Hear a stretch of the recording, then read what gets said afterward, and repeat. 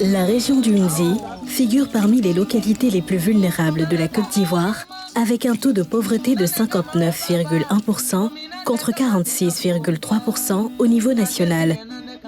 La région enregistre également une forte prévalence de l'insécurité alimentaire et nutritionnelle qui touche environ un tiers de la population locale, soit 28% contre 10,8% au niveau national. Malgré les potentialités naturelles de la zone, marquée par l'abondance des ressources en eau avec la présence du fleuve Nzi et les vastes étendues de plaine, les systèmes de production végétale et animale connaissent des taux de rendement particulièrement faibles. Les cultures de l'igname, du manioc et du maraîcher sont tributaires de mauvaises pratiques agricoles, souvent exercées à l'aide d'outils inadaptés dans des conditions d'extrême pénibilité. Les difficultés commencent d'abord par la terre. Avant de pratiquer une culture, il faut pouvoir défricher, travailler le sol avant de mettre en place la culture. Là, c'est le premier problème. Le deuxième problème, c'est la disponibilité de la semence. Troisième, c'est l'entretien. Quatrième, c'est la commercialisation. Une fois la tomate produite, si nous n'avons pas d'acheteur au bout de 3 jours, nous perdons notre production. Notre barrage a été créé depuis 2002. Mais malheureusement, la digue a été détruite et depuis lors, nous avons des difficultés à faire de la production pour subvenir à nos besoins en matière de finances. Pour avoir la terre pour travailler, c'est difficile. Les outils qu'on prend pour travailler, c'est pas facile. Et la machette a elle d'abat. Si tu ne fais pas attention, ça peut te couper. Si un carré, on peut avoir à peu près 1200 buts pour se débrouiller un peu. Quand nous cultivons le manioc, nous avons les problèmes de bouture.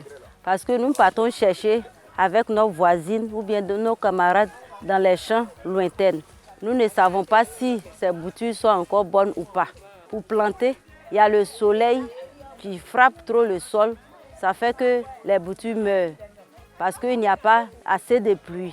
Le sol est fatigué et ce n'est pas riche. L'élevage de la volaille traditionnelle en milieu rural est aussi exposé aux difficultés de rentabilité.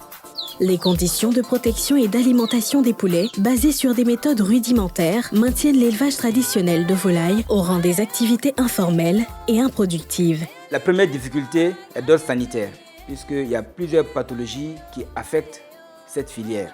La deuxième difficulté est liée à l'habitat. Nous avons constaté que, de manière générale, les éleveurs n'ont pas d'habitat pour leurs animaux. Les animaux sont livrés à eux-mêmes. Et ça crée un problème de sécurité. Et ensuite, nous avons un problème d'ordre alimentaire. Et dans l'alimentation des animaux, il n'y a pas de complément. Les animaux passent toute la journée à errer dans la nature. Il y a quelques-uns quand même qui arrivent à leur donner quelques céréales, quelques graines de céréales, mais ce n'est pas suffisant. Et tous ces problèmes que je viens d'évoquer impactent sur la productivité de cette filière. De telle sorte que, de manière générale, ceux qui entreprennent cette activité ont de la peine à s'en sortir. Notre grand problème, c'est la maladie. C'est notre grand ennemi. Comme je n'arrive pas à les nourrir, donc souvent, chaque matin, je les libère pour eux-mêmes se débrouiller.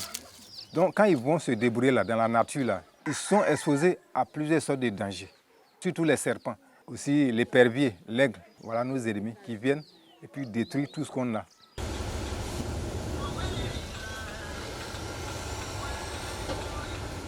L'état de dégradation avancé des routes rurales en terre, notamment en période des pluies, constitue un obstacle prépondérant à l'évacuation des récoltes sur le marché. Vraiment, un travail qui en fait, c'est pas facile.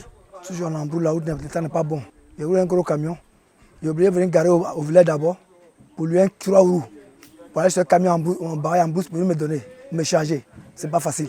Les courses qu'on doit faire peut-être pendant 2 heures du temps, bon, à cause de l'état de la route, souvent on a au moins 4 heures à 5 heures du temps à faire. Quand il y a forcément, on est obligé de forcer la moto.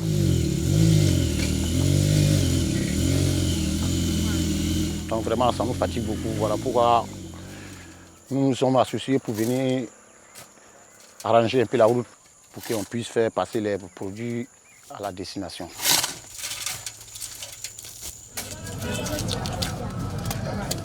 Vraiment, pour avoir du manioc, c'est difficile.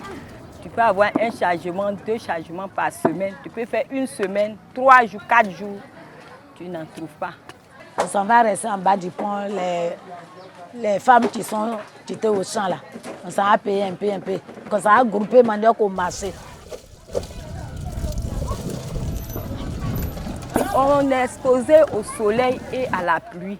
Parce que tout de suite, si le soleil sort, les femmes ne peuvent pas rester dans le soleil pour casser. Elles cherchent où il y a ombre.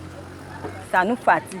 S'il y a la pluie aussi, on est obligé de ramasser le manioc qu'on a étalé sur la bâche pour mettre dans les grosses bassines.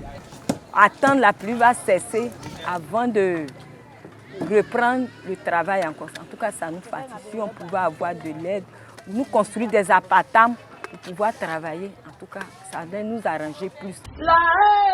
Sur le plan environnemental, la région est lourdement affectée par les effets du changement climatique.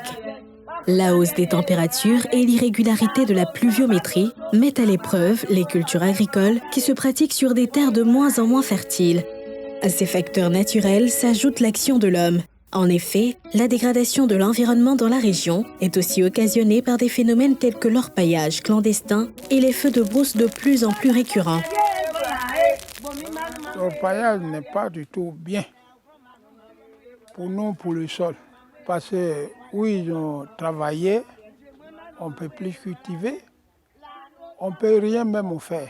Que ce soit igname, banane, tomate, comme j'ai dit tout court, c'est pas bien du tout pour le sol.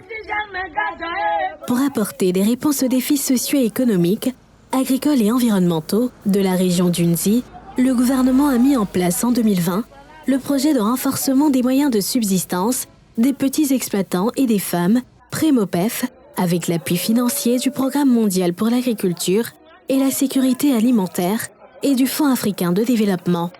Le Prémopef se déroule dans les 3 départements de la région, Dimbokro, Bokanda, Kwasi-Kwasi-Kro, et vise comme bénéficiaires 60 000 personnes. Une priorité a été accordée aux couches vulnérables. Ce sont 50% de femmes et 35% de jeunes qui seront impactés par le projet. Le projet est un projet du ministère d'État, ministère de l'Agriculture et du Développement rural, qui est la tutelle technique du projet. À côté de ça, nous avons comme ministère qui intervient également dans le cadre de la mise en œuvre du projet, le ministère en charge des ressources animales et halieutiques qui se charge, dans le cadre de la convention avec le projet, d'exécuter le volet volaille traditionnel. Il y a la direction générale en charge de la planification des statistiques et des projets qui elle, viendra sur le terrain pour faire ce que nous on appelle le suivi évaluation externe venant du ministère. Également l'ANADER, l'Agence nationale de développement rural, qui est une structure tutelle du ministère d'État, ministère de l'Agriculture et des productions vivrières. À côté de l'ANADER, il y a le Centre suisse de recherche scientifique, qui est un de nos partenaires techniques qui intervient sur le volet IGNAM. Voilà. Et nous avons le programme national de nutrition qui, lui, va nous accompagner dans tout le volet bonnes pratiques nutritionnelles que nous aurons à développer. Il y a l'Agence nationale de l'environnement pour tout le volet environnemental qui va devoir se mettre en place. Donc, ils vont faire un suivi environnemental de l'ensemble des activités. Et d'autres directions, la direction régionale de l'agriculture, la direction en charge des cultures vivrières, de la sécurité alimentaire du ministère d'État, ministère de l'Agriculture et du Développement rural et de production vivrière, toutes ces entités-là nous accompagnent dans le cadre de diverses conventions dans la mise en œuvre de nos activités.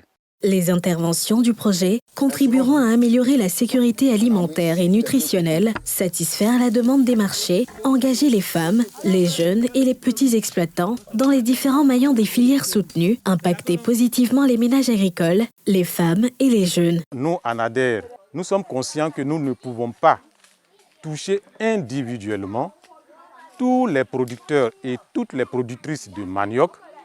Et donc, c'est l'approche champ-école que nous avons utilisé pour avoir le maximum de personnes pour pouvoir former.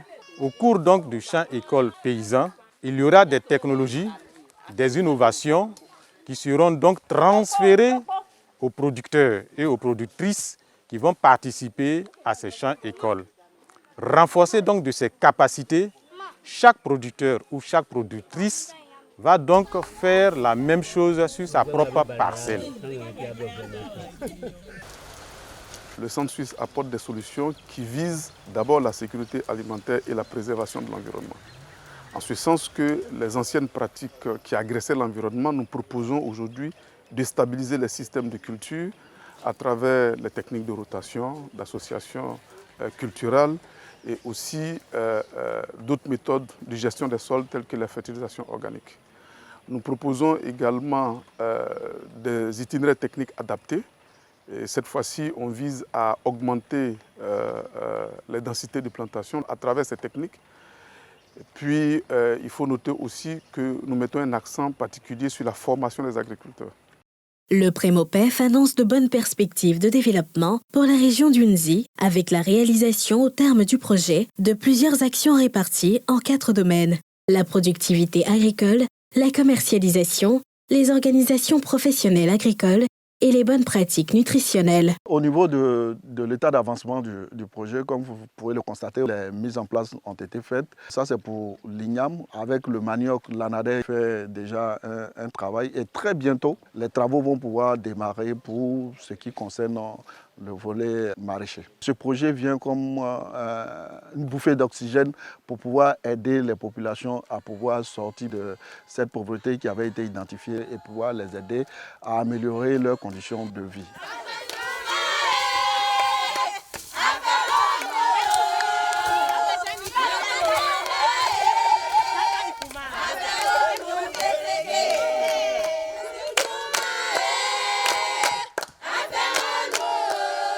Prémopef, adaptons les pratiques agricoles au changement climatique pour une sécurité alimentaire et nutritionnelle garantie.